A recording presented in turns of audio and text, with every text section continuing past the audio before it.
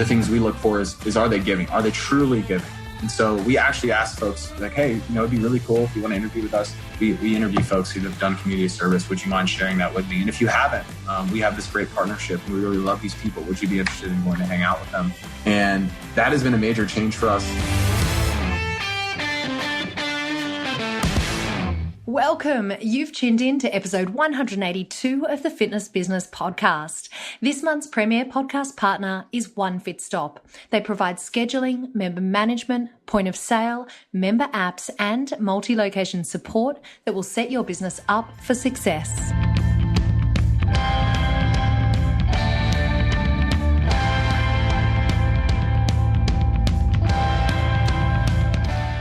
Hi everyone and welcome along to the show. This week we have a special In the Trenches episode coming your way.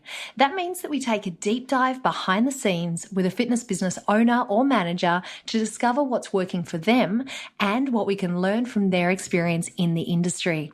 Our special guest this week is the Regional Fitness Director for Orangetheory Fitness, Zack Bell. Zack is a wellness professional, a coach, and an educator. I'm pretty sure most of you will be familiar with Orangetheory Fitness, and Zack is going to give us a quick overview about their classes through the show. But to give you a really quick idea of the scale of Orangetheory, as I'm editing this in mid-July 2018, they have just opened up studio number 1000. So congratulations to the team at Orangetheory on that massive milestone. Okay, let's take a look at what you're going to learn in this week's show. Zack takes us through how they approach their coach recruitment strategy.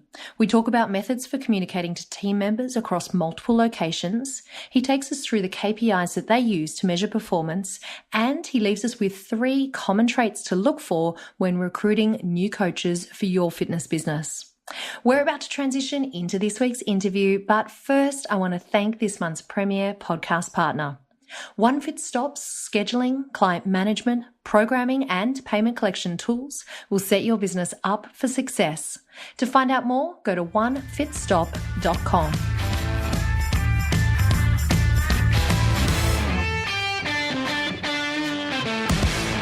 Enjoy this week's interview with Zack Bell. Hey, Zack, welcome along to the show.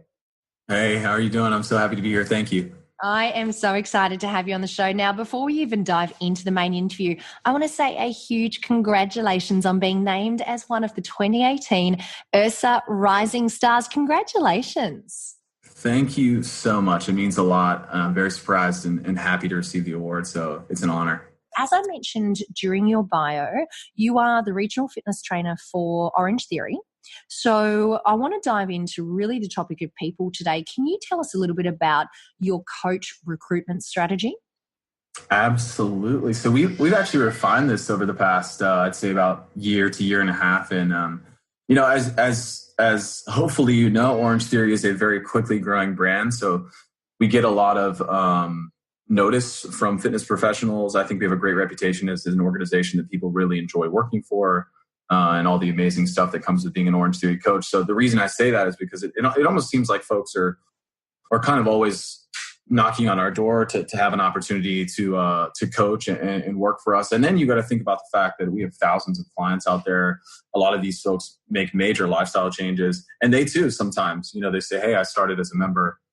I had this amazing transformation. I see what you guys do on a daily basis, and I think I could have some fun doing this Orangetheory thing." So that's the first thing, is just getting folks who are interested in the brand and kind of doing what we do.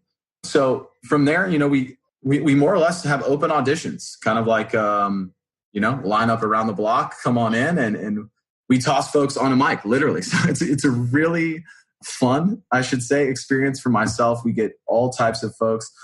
There's obviously requirements to be a fitness professional with Orangetheory. Of course, you have to be certified and, CPR and education, et cetera, et cetera. But we let folks come in for an audition. I do icebreakers. It's like this corny thing that I always do to kind of get people loosened up. And then I give them 5 minutes of what an Orangetheory session is like, maybe 10. Most of the folks have already done it, but if they haven't, I give them a little teaser. And then we just literally hand them a small script. And I say to them, look, no pressure. Okay. I don't expect you to know the Orangetheory lingo or the Orangetheory way today. I just want to put this microphone on you and see how you command a room and see how you would lead a group of folks as a fitness professional. So they use the script, they get on the mic for about 5 minutes. And then that's when we kind of begin our process of narrowing it down to candidates. From there, they get an invite to coaches training.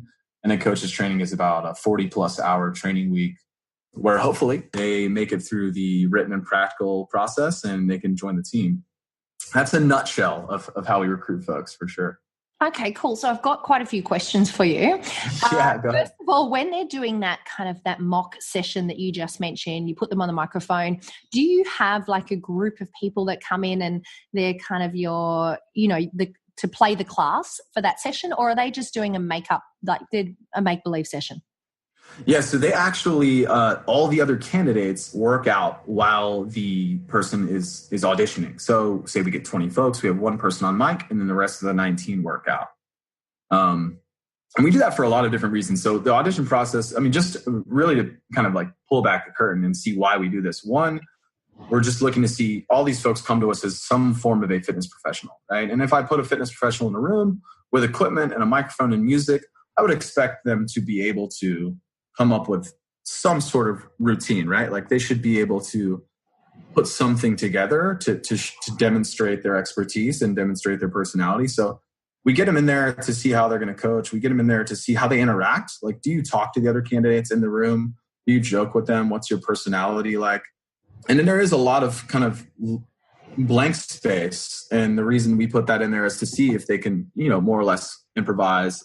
Great candidates. It's funny you mentioned that about like just pretending people are there. Great candidates will come in, they'll coach, and they'll even pretend to be giving someone corrections, even if there's someone not standing there, which is kind of funny. I've seen folks do that. They'll pretend that someone is on the bench or on the TRX and kind of give an imaginary person a correction or critique or congratulations. And we're looking for stuff like that. So we leave it kind of, nebulous, I guess you could say. So where people can move in and out of their space and see what they're made of, I guess you could say. Okay, I'm going to wind things back just a second because I kind of went into this assuming that most people would know what an Orangetheory class consists of, but there's going to be of our listeners out there that have never walked into an Orangetheory studio before. So do you want to just quickly paint the picture of if I'm a new member and I'm walking into the class for the first time, just tell us a little bit about what to expect in a normal Orangetheory class? Yeah, Orangetheory is a group personal training session. It's 60 minutes. It's half cardio, half weights. We work through endurance, strength, and power. So we work through essentially 3 different styles of training. The whole time you're led by a coach, and you've got a heart rate monitor on that projects your data up on these big screens. Your coach takes you through 5 heart rate zones as you work through the session. And what we're doing is we're trying to essentially get you to spend the majority of your time in the top 3 zones to get you the most efficient workout that we possibly can.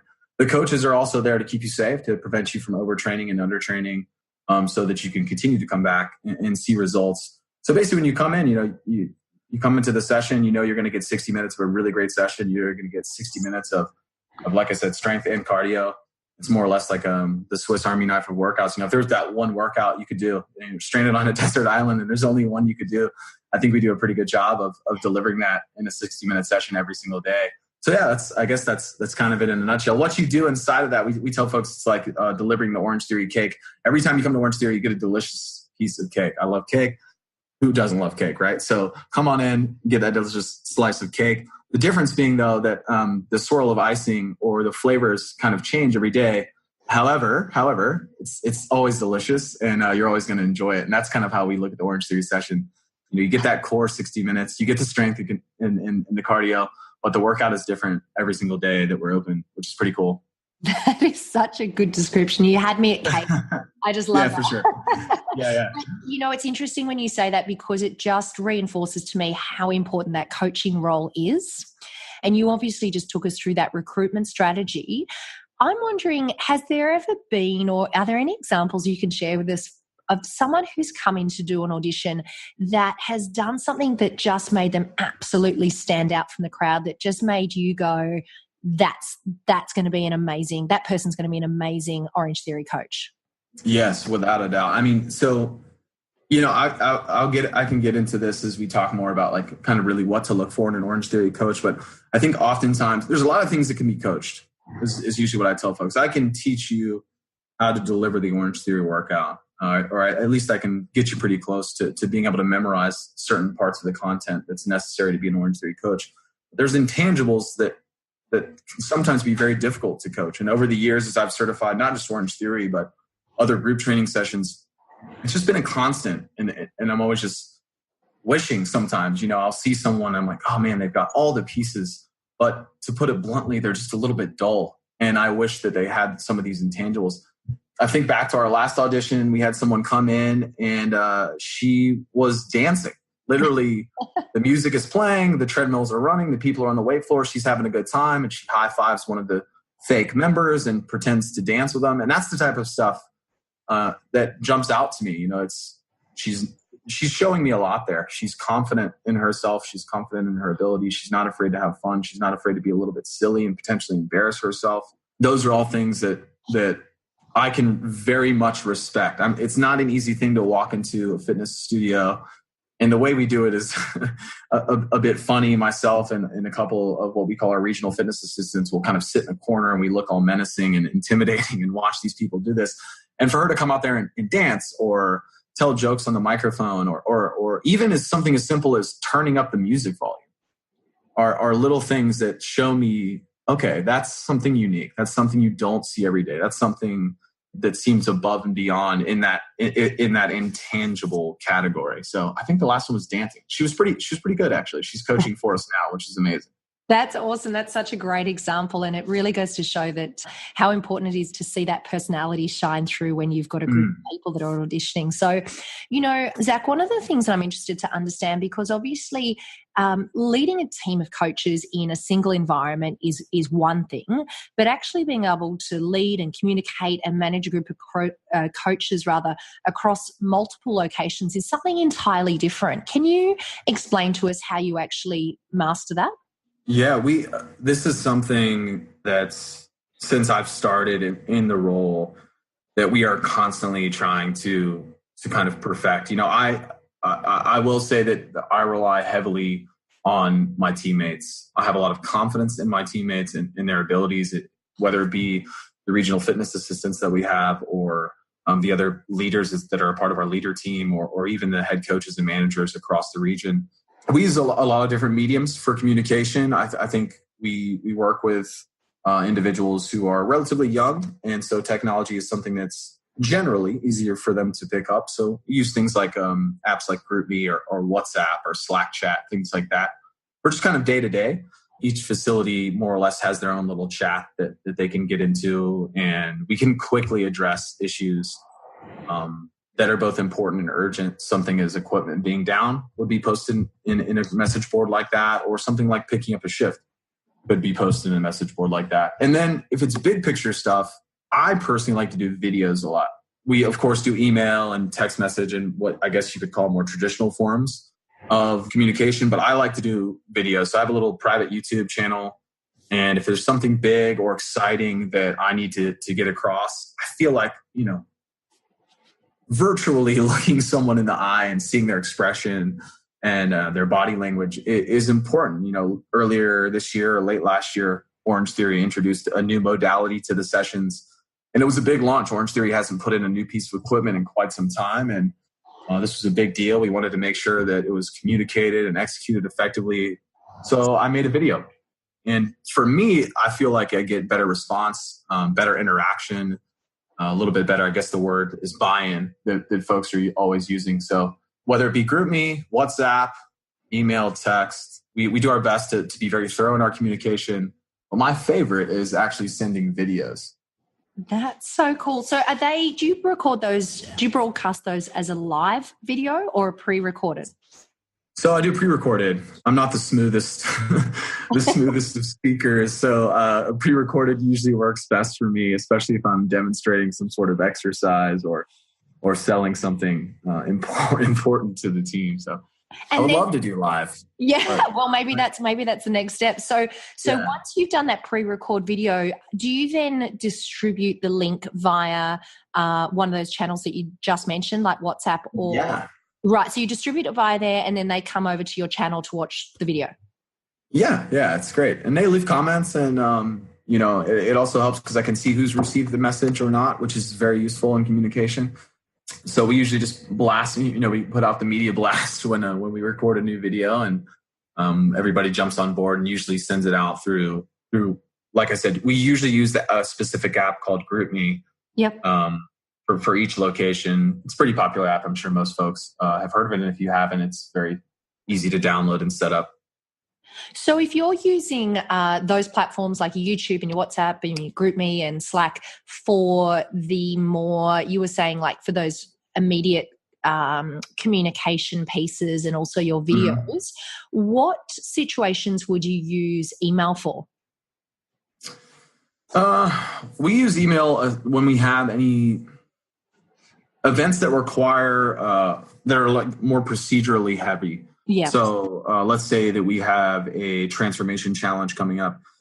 There's a guidebook that's involved with that, 150 plus pages. Or if there's a coach's training coming up and I need to get people textbooks or workbooks and things of that nature that are a little bit more technical or a little bit more procedural that I need to get out there, email is going to be the way. All of our daily statistics for opening and closing studios, et cetera, that's all sent through email. So anything where you're going to need to kind of retain and save some information, whether it be statistics, whether it be knowledge-based or learning type of stuff, I try to send it in a form where folks can download it so that they can review it later or come back to it as needed.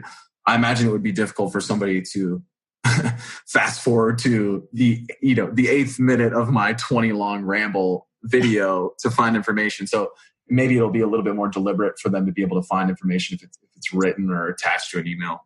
Yeah, I wanted to ask you that because I think it's so important that we deliver our communication in the right way for the type of communication that we're trying to get across. And that's why I asked that question, because I think those channels like Slack and WhatsApp and those ones that you mentioned are so fantastic for that immediate communication and making sure that people are actually checking it and getting it straight away. And as you explained, I think email is fantastic for a more information-rich kind of communication or something that's a little bit longer term. So thank you so much for diving into that. Now, sorry, what were you going to say? I was going to jump back. I have to jump back and also say that with email is great for documentation. And as a leader and as a fitness professional and dealing with a bunch of different individuals who work for us and work with us and clients and members, there's certain things you need to document. There's certain things that you need to have record of. And email, to me, does a good job. If you have to scroll back through texting and GroupMe, or like I said, slide the video bar back and forth to try to find something, it tends to not be as effective. And if you have some important stuff that you need to make sure it gets out there and keep documentation of it, to me, email is also really great for that. I think that's probably the better word that I should have used a little bit earlier. So sorry for backtracking us there. No, that's good. Okay, so I want to dive back into some specifics around coaches. Can you take us through the KPIs that you use to measure your coach's performance? Yeah, absolutely. So our specific ownership group has some parts in it that I am quite proud of and are also very unique. So we do evaluations on our coaches, performance evaluations for our coaches on a monthly basis. Our coaches are also enrolled in something that we call the Employee Development Plan. That plan is something that we created almost 2 years ago. And the plan allows coaches to work up a ladder system kind of to achieve different criteria that allows them to achieve a higher compensation rate.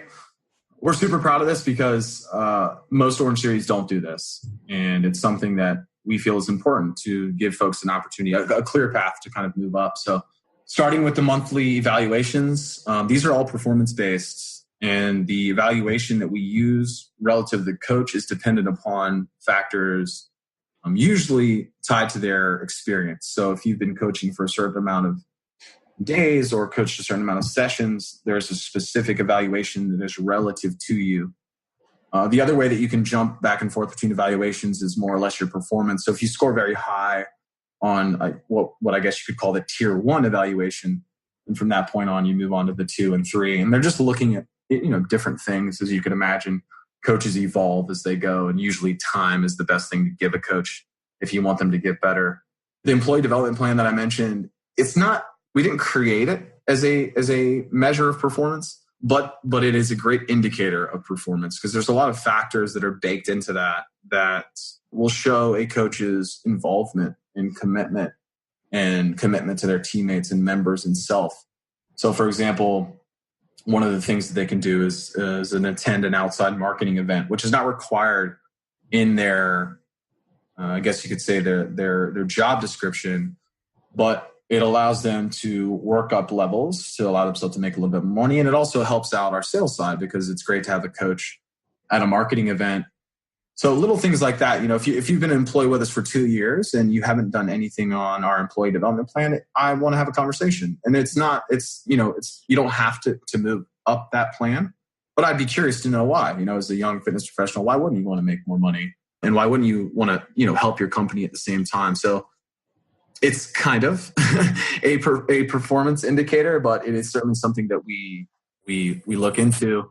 And then on top of that, we look at very specifically, we look at coaches' closing percentages, their attendance percentages, and just their overall kind of trends that we see amongst those two things. So monthly, we send out statistics to the entire staff of coaches, showing their closing percentages. And then we also send out weekly their class attendance percentages. So if you've been coaching 5 a.m., Monday, Wednesday, Friday for a year, and we've seen your average attendance go up a certain amount, obviously that's a healthy indicator for us. So we use a few different things, but we try to do our best to be evaluation heavy. And then we have to do a really good job of not just doing the evaluations, but actually telling the people or communicating with people how they do and what we might be looking for them to get even better. So when you send out those weekly and those monthly numbers, is the data transparent to everyone? So can every coach see what other coaches' performance is like, or do they only see their own performance? They see everyone's. We send them out for everyone. Interesting. Yeah. And how does that, culturally, how does that affect people? Because I assume that they can see if they're ranked, as the coach that's scoring the best result. Is that the case? Like, how's that affect them culturally? I think, I'll be the first to say this. I think in a setting, I don't think it would work in every setting or with every team. I really don't. I think with our team, it does work. For our team, the way we, the word that everybody uses is always is culture. But we do one of our pillars for the way we carry ourselves is we treat each other like family, and we really try to live in that way, and that means we love each other really, really hard, and then that also means we can be brutally honest with each other. But at the end of the day, it comes back to that love and caring almost more for your teammate than you do for yourself. So one, I think something that happens with our teammates is you'd be surprised, or at least I was at first, to see how many folks from the top would reach out to folks at the bottom. Oh, I was so hoping you were going to say that. Yeah. So that happens, which is amazing. It's great. I mean, we have some coaches who coach for us who coached over 5,000 sessions. And in the world of Orangetheory, there's probably less than 20 coaches who've ever coached that many. And to see coaches like that reach out to coaches who've only coached 50 is pretty spectacular. Mm. And then there's a little healthy competition there too, which is interesting. You'll see folks willing to improve. And it's been really amazing, because I think probably when I first said that, either the listeners or maybe even you were thinking, oh, wow, you show everyone? Yeah. And we like to think of it as, like showing stats for a professional athlete. You're out there, we're going to see your performance. And then as a team, we're going to try to get better. And it's been really refreshing and almost surprising. I'll admit it. It's surprising. It's probably unique. Maybe we've got a unicorn on our hands or something, but the top has been helping out the bottom for the most part, which is really special to me. Yeah, that's amazing. And it says a lot towards that kind of family feel that you said is built into the vision of the business. And obviously people living out that vision is really key to the success of that model. So thanks for, giving us that behind the scenes and diving into the detail of that, because I think that's a fascinating way that you do things. So thank you so much for that. So look, Zack, I wanted to finish off today, and we did touch on this briefly earlier, but I'm hoping that our Fit Bizpiration for today is you can share with us the 3 common traits that, in your experience, you suggest looking for when recruiting new coaches or recruiting new team members into your fitness business. We have a very specific, and again, I wouldn't say it's unique, but we have some very specific things that we look for. I've been just extraordinarily lucky to work with some very smart people in the exercise science community. And something I learned very early on in my career was I would work with what folks, some very educated, some very accredited folks with credentials, a list a mile long.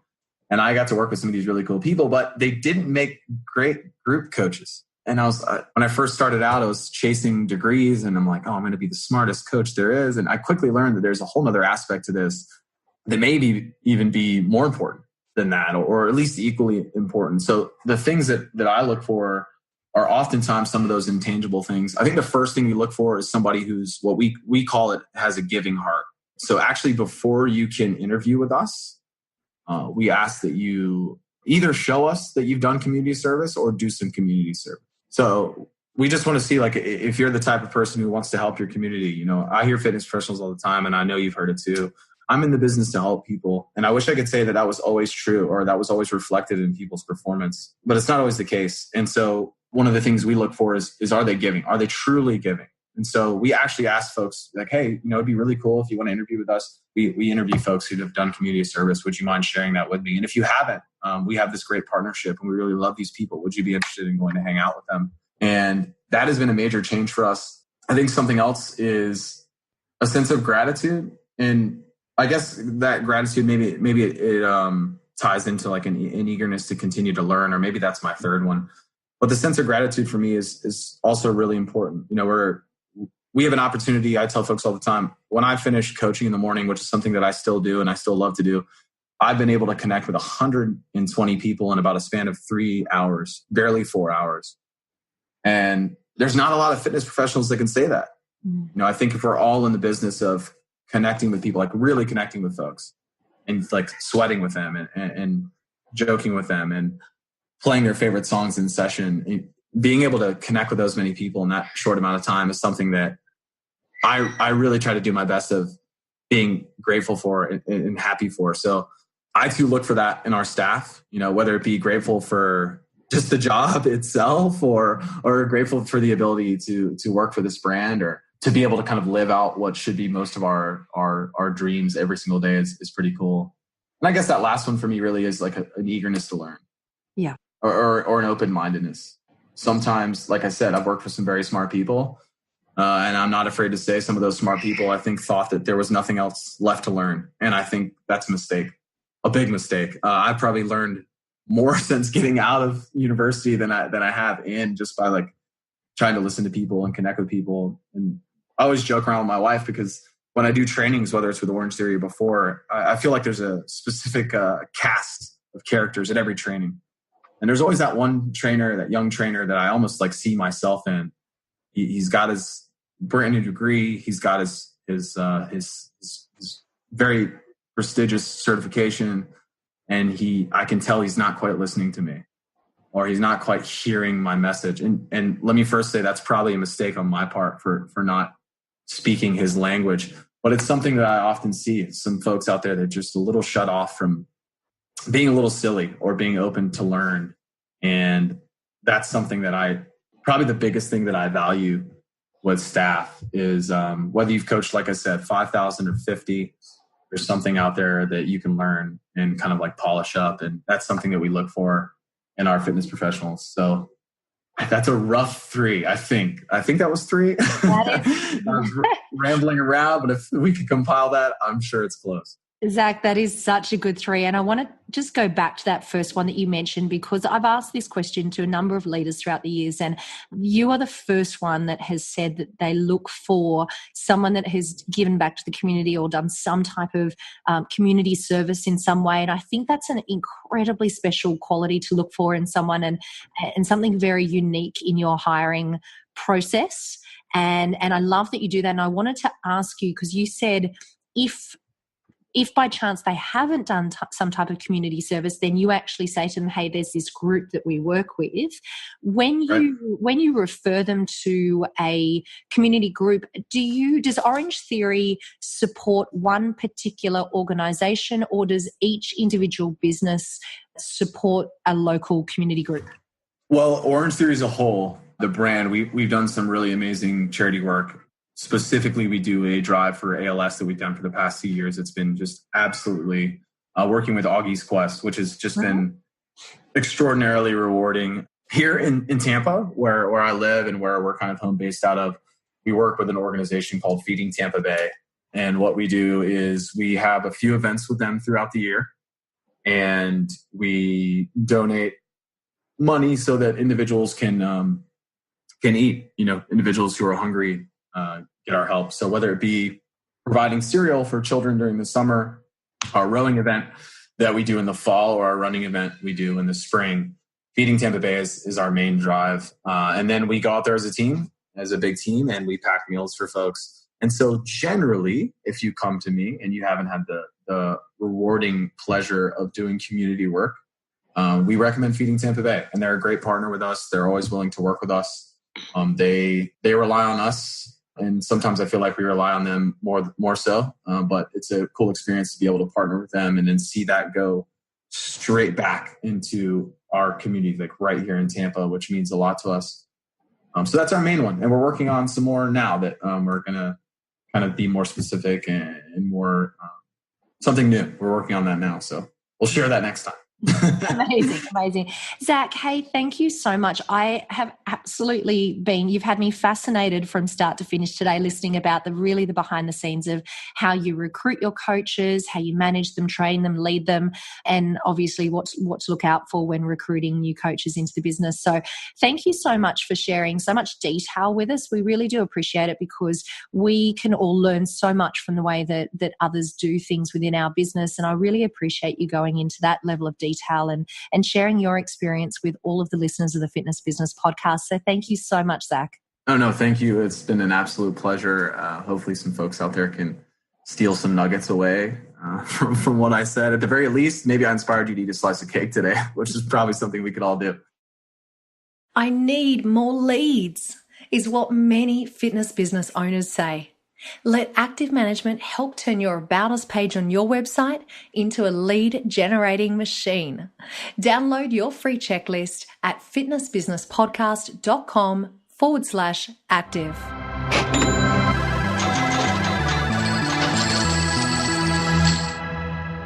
Get ready for this week's bonus segment, your extra injection of information, education, and inspiration to strengthen your fitness business. As you know, this month our premier podcast partner is One Fit Stop, and I recently had the opportunity to catch up with one of their customers, Alan Sakowitz, the co-founder and director of Infinite Cycle. Hey, Alan, welcome. Thank you so much for joining me today. Thank you for having me. Well, I am really looking forward to catching up with you, because, of course, we're going to be talking a little bit about our wonderful podcast partners, One Fit Stop. But before we get into that, do you want to start off by telling us a little bit about your business and your role in the fitness industry? Yeah, sure. So I've been in the fitness industry about 15 years now. And as of October last year, we launched indoor cycling studio called Infinite Cycle. 2 locations at the moment, Pitt Street and Waterloo, opening Bondi Junction, with plans to roll out approximately 6 to 8 in the next 8 to 12 months. And it's indoor cycling with a bit of a difference. Our bikes tilt 22 degrees each way. It's a full body functional workout, and you either immerse yourself in a virtual world or have a party on the bike in our rhythm classes. I love that description, a party on the bike. And as a cycle instructor myself, it's been absolutely fascinating watching people posting videos about your cycle studios, and I cannot wait to give it a try. But you have actually been using One Fit Stop within your business. So how long have you worked with them for? Okay, so when we launched in October, Jaron and I were speaking about what we wanted and our requirements. And we worked very closely with him from October to January to ensure that when we went live with One Fit Stop, it was everything that we needed it to be. And the guys there are just so approachable. We launched January and haven't looked back since. So in that time, Alan, since you've actually launched, it's obviously only been a couple of months. What have you seen to be the benefits to the business? The integration between all the systems that we use is probably the highlight of what One Fit Stop does for us. We use the in-studio software, so the gamification and the metrics through a system that isn't available in Australia yet, along with our CRM, HubSpot, our billing system, EasyPay, and One Fit Stop kind of brings it all together. They're the glue amongst all the systems, and being able to have somebody local here pick up the phone and actually make things happen and action things in a speedy time frame has been remarkable, especially in the IT space and in the fitness industry. Yeah, I think that's a really great point, Alan, and that is, just how fantastic the customer service is with the team at One Fit Stop, and I know that they seem to always bend over backwards to help any of the clients that they work with and try and be accommodating when it comes to system integration, like you just mentioned. So, from your experience, what would you say to anyone that's considering implementing One Fit Stop? Stop thinking about it and do it. You won't look back. It's remarkable what systems actually able to do, and the pipeline of technology and add-ons that they're bringing in that Jaron and I have spoken about it's very exciting. It's a great product, and just do it. Jump in. You've just made a really good point, actually, and that is there's one thing that always stands out to me about Jaron, and it seems like he's always at the forefront of what's happening as far as technology developments go. And I think that's a really important point that you just made there. Yeah, absolutely. He lives and breathes it. He will come to our office here and sit down and work in our team for a day to understand better how our business does work, so he can implement new add-ons and technologies on his side to benefit everybody. That's brilliant. Well, look, Alan, thank you so much for taking the time to jump on and chat to me today. I'm really excited to come out and check out your cycle studio. And so thank you so much for joining us today. Fantastic. Thank you. Precore Quickfire 5. This week's Precore Quickfire 5 guest is entrepreneur, speaker and consultant Mark Fisher. And trust me, you are going to love this sneak peek to next week's amazing show. Mark, welcome along. I am so excited to welcome you to the show. Thank you so much for having me. Now, we're going to kick things off with the Precore Quickfire 5. So start off by telling everyone, why do you do what you do? I think at its broadest level, I am obsessed with making the maximum positive net impact with my life. And I think specifically the shape that's taking of late is creating healthy work communities that develop better human beings in pursuit of a shared mission. Oh, I love that summary. And tell everyone, what's one ritual that helps you become better at what you do? Yeah, it's hard to narrow down to just one. If I had to pick, it would probably be my relentless continuing education. So I do at least almost every morning religious, I start with 20 to 45 minutes of reading. And I think both the actual skills learned doing that as well as the ritual of daily work on myself has been completely foundational to the growth that I've had in the past, 6 years now. Can I dive into that a little bit further and ask you, that's obviously that reading forms part of your morning ritual. What else is essential for you as part of setting up your day for success? Yeah, so my personal version of the obsessive entrepreneur morning ritual is I get up, I snuggle with my dog for about 5 minutes. Mm-hmm. I do a 20-minute meditation. I practice a variant of meditation called Vedic, which is very similar to transcendental meditation. After that, I go and get myself a nice cup of coffee. I drink my athletic greens. And then I sit down and I immediately do some continuing education, depending on the day, for 20 to 45 minutes. And then after that, I dive into 1 to 2 to sometimes 3 modules of 20 to 45 minutes of key work tasks.